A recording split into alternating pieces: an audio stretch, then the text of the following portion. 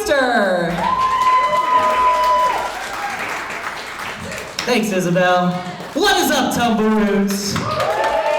What a fucking room! What a nice room! Comedians like to talk about how nice rooms are all the time. It's like comedians, interior designers, very into rooms.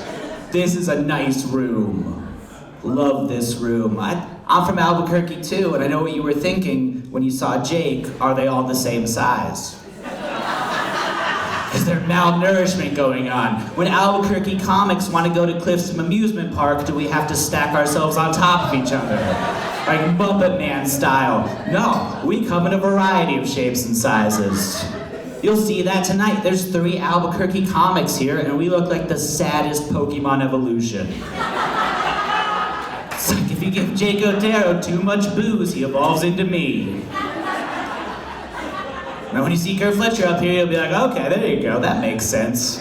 That's a joke you're gonna get more later on. You hold on to that. Ah, what a room. And it's so cool that you guys let Albuquerque comics come here and you all have cars. I'm glad, like 3 Albuquerque comics here, your property values are gonna go down. Do you know what you call 3 Albuquerque comedians? Poor. We're all very, very poor. But it's sweet to be back in Santa Fe. I performed once in Santa Fe like 4 years ago, and afterwards a guy told me I sounded too white. 4 years later, still a problem. It's a note I never took. Never listened to that one. Oh, thank you. Very thirsty. Honestly though, I am sorry for you guys, Santa Fe. I heard about your disaster.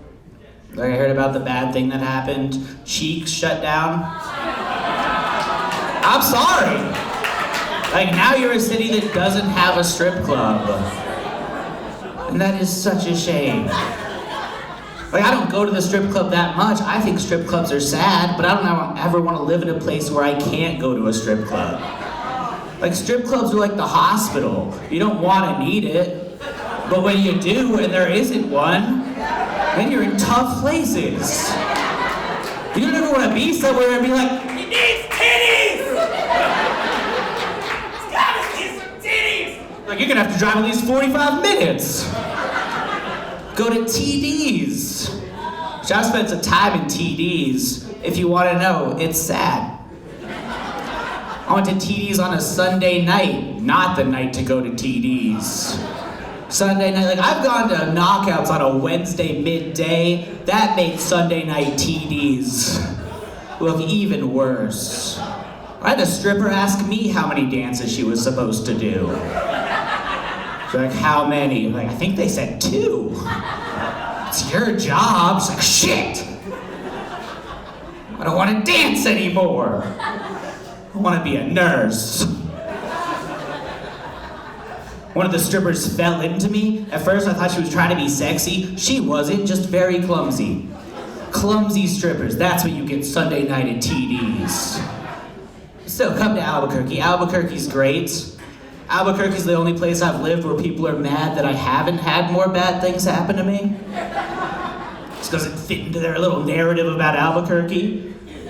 I had an old guy in Dolores, Colorado that was like, Albuquerque, so you've been robbed.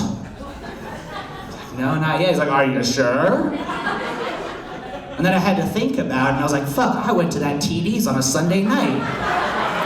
And they charged me $10. So in a way, I have been robbed. Oh, what a room. The ceiling, dude. Like, we have a room in Albuquerque that doesn't even fucking have a ceiling.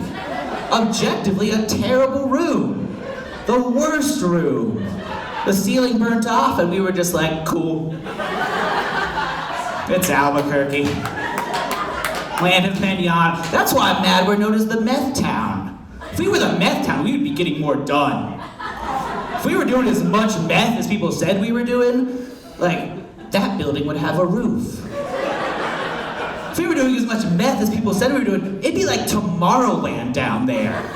We'd have flying cars, they'd still get stolen. It'd be fantastic.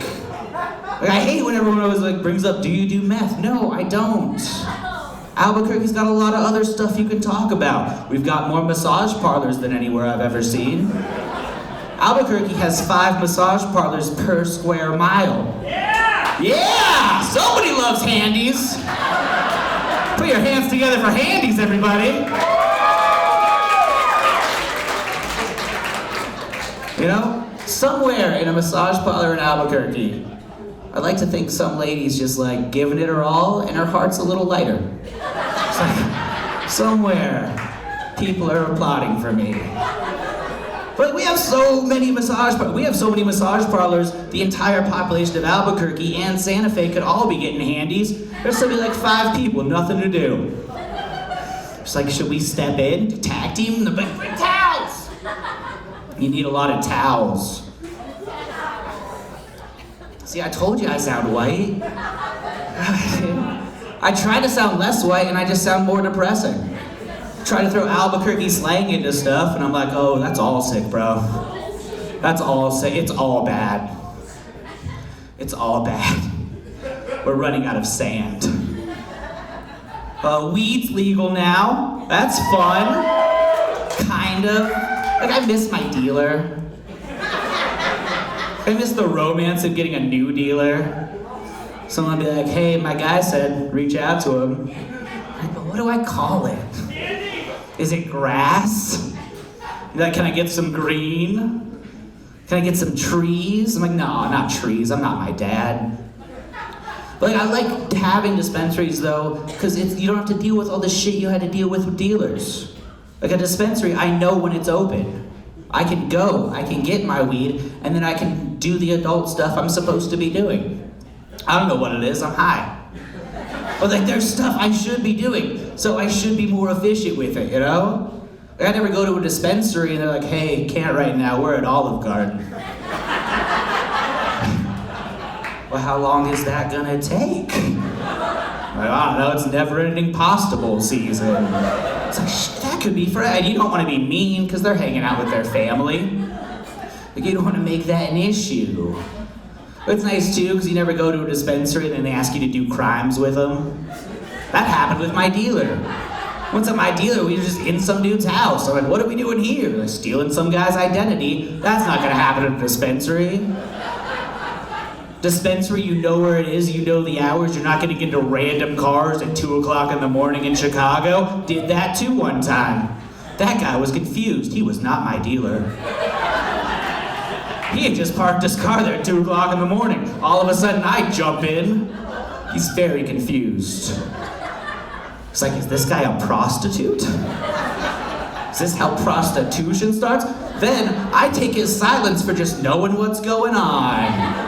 So I pull out $20 and start handing it to him. And he's like, this is not how prostitution works. I'm supposed to pay you. But I'm happy weed's legal, mostly for the people of Texas.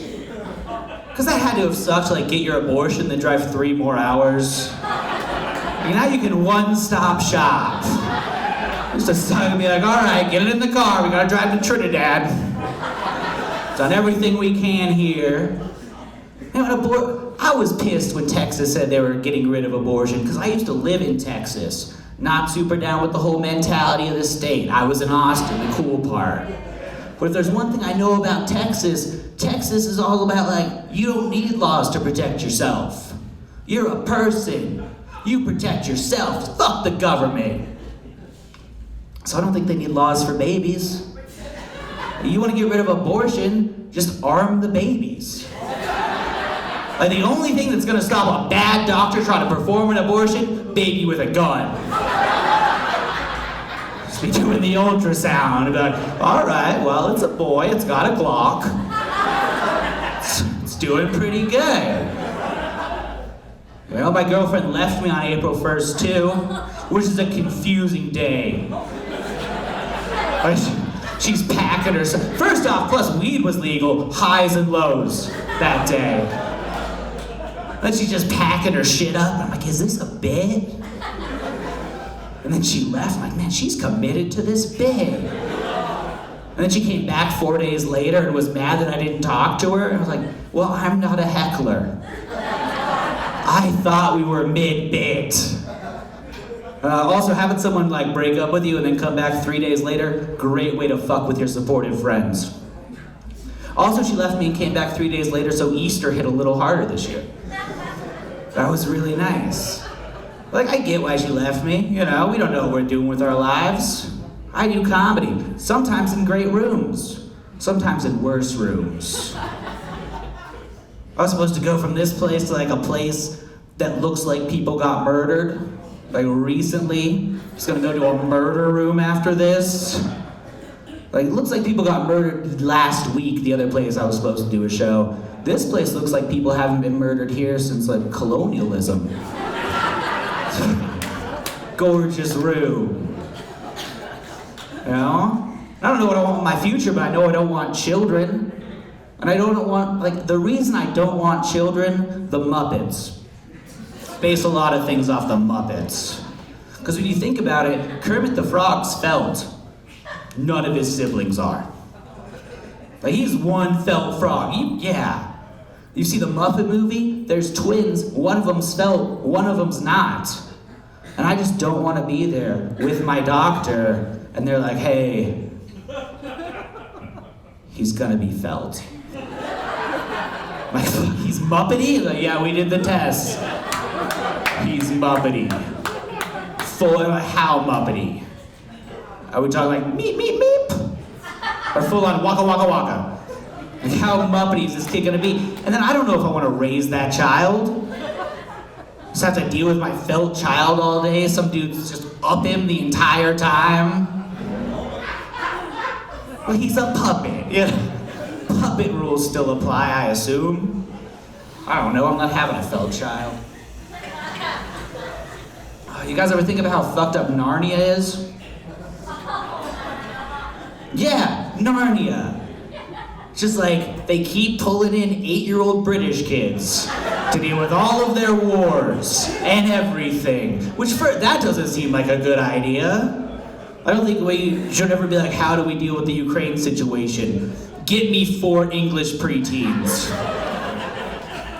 We're gonna send them to war. And then in Narnia, you go through your entire life in Narnia, come back, you're 8 again, and you've murdered people. And you just have to go through life. Disney's been in the news a bunch. I found it crazy, like Disney has its own police force and everything. Could you imagine, like, are they in character? That's what I wonder about. Like, you get pulled over and all of a sudden a giant Mickey head comes out.